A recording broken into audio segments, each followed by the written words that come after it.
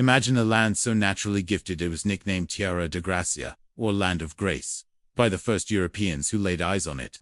A place where the towering Andes Mountains kiss the warm Caribbean Sea, and where Angel Falls, the world's tallest waterfall, spills over ancient, mystical tabletops. But Venezuela's story isn't just about breathtaking scenery. It's a high-stakes drama of revolutionary dreams, unimaginable wealth, and the heavy price of what experts call the resource curse. Our story really begins in 1499, when the explorer Amerigo Vespucci sailed into the vast Lake Maracaibo. He saw the indigenous stilt houses built over the water. It reminded him of a famous European city, so he called the land Venezuela, literally, Little Venice.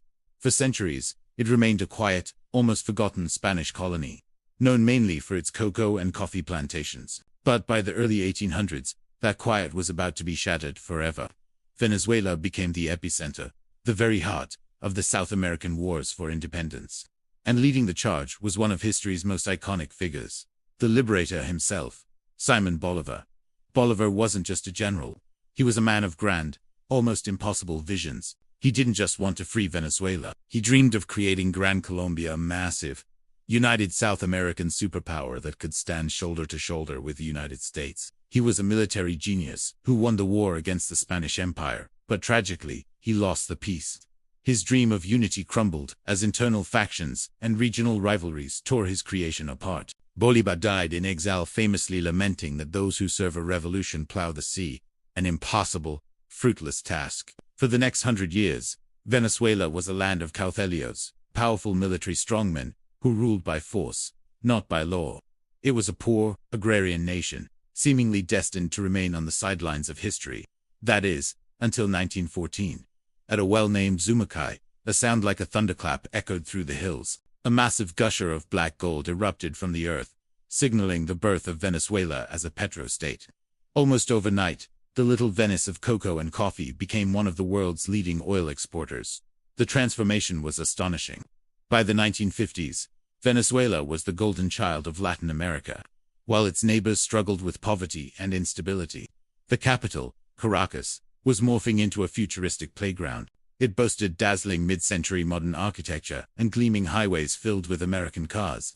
The country was not just prosperous, it was a beacon of modernity. In 1958, the Venezuelan people overthrew their last great dictator of that era, Marcos Pérez Jiménez, and established a democracy. The major political parties signed the Pontificio Pact, an agreement that ushered in decades of democratic stability, a rarity in the region at the time. Then came the 1970s. The global oil crisis sent prices skyrocketing, and Venezuela found itself swimming in cash. It was so fabulously wealthy it earned the nickname Saudi Venezuela. The stories from that era are legendary. Venezuelans became famous for flying to Miami for weekend shopping sprees, their catchphrase echoing through the malls, "Ta barato, Dame Dos."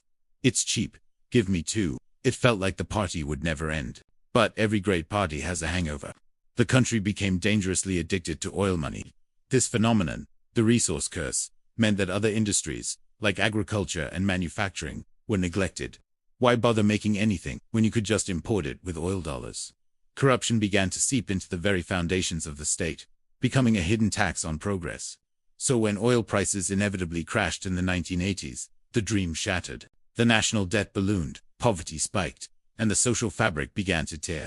The breaking point came in 1989 with the Caracazo, a series of massive, violent riots against austerity measures. It was a brutal wake-up call, showing that the people were fed up with the old political elite, who they felt had squandered the nation's wealth. Out of this chaos and discontent rose a charismatic paratrooper named Hugo Chavez. He had attempted a failed coup years earlier, but now he was promising a Bolivarian revolution through the ballot box. Elected in 1998, he tapped into a new oil boom to fund massive social programs called Misiones. These programs provided healthcare, education, and subsidized food to the poorest segments of the population, making him a hero to millions, and, in their eyes, finally giving them a share of the oil wealth. But his policies nationalizing key industries and concentrating power also made him a villain to the middle and upper classes, and a major antagonist to the United States and the West. Under Chavez and his chosen successor, Nicolas Maduro, the country took a sharp, definitive turn towards centralized control and a state-run economy. For a while, High oil prices masked the deep-seated problems of mismanagement and corruption. But when oil prices plummeted again in the mid-2010s, the economy didn't just stumble, it collapsed in a way few modern nations ever have. The result was a period of hyperinflation so severe that the currency, the bolivar, became worth less than the paper it was printed on. People needed backpacks of cash just to buy groceries. This economic catastrophe triggered one of the largest migration crises in modern history. As millions of Venezuelans, teachers, doctors, engineers, and workers fled their homeland in search of a future for their families. Today, Venezuela remains a land of profound contrast and complexity. It is a nation caught between its proud identity as a revolutionary pioneer and its desperate struggle to find a new path forward. The headlines often paint a grim picture, and the challenges are undeniably immense. Yet, to focus only on the crisis is to miss the true spirit of the Venezuelan people. That spirit remains vibrant and unbroken. You can hear it in their world-class music, from the rhythms of the jarapo to the incredible talent nurtured by El. You can see it in their resilient bucha, a unique word for the hustle and ingenuity they use to survive and get by every day.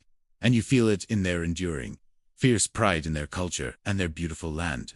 Venezuelans continue to prove that, while governments and economies may rise and fall, the soul of Little Venice is unbreakable.